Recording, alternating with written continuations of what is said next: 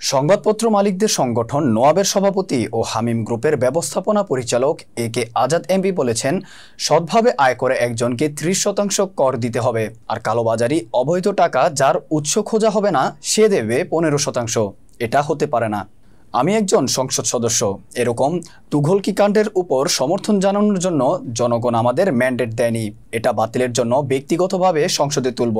১০ June সোমবার সংবাদপত্র মালিকদের সংগঠন নোয়াব ও সম্পাদক পরিষদ আয়োজিত অর্থনীতির চলচ্চিত্র ও প্রস্তাবিত বাজেট শীর্ষক আলোচনায় এমন মন্তব্য করেন তিনি।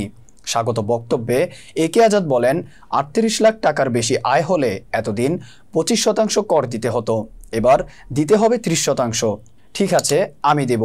আর ব্যাংক থেকে যিনি বিনিয়োগ করার জন্য মূলধনী যন্ত্রপাতি আমদানির মাধ্যমে কর্মসংস্থান সৃষ্টি করে অর্থনীতিতে অবদান রাখার জন্য ঋণ নিলেন, তবে সেই ঋণের টাকা ব্যবসায় না খাটিয়ে বিদেশে নিয়ে কানাডা, মালয়েশিয়ায় বাড়ি কিনলেন, এখন তিনি যদি টাকা ফেরত আনেন তাকে কর দিতে হবে ১৫%।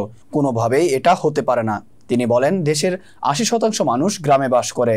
ওই কৃষক ঠিকমতো খাজনা দেন, অথচ উৎপাদিত ফসল বাজারে নেওয়ার সময় আইন শৃঙ্খলা বাহিনী ও বাস্তনা ব্যারিকেড দিয়ে টাকা আদায় করে।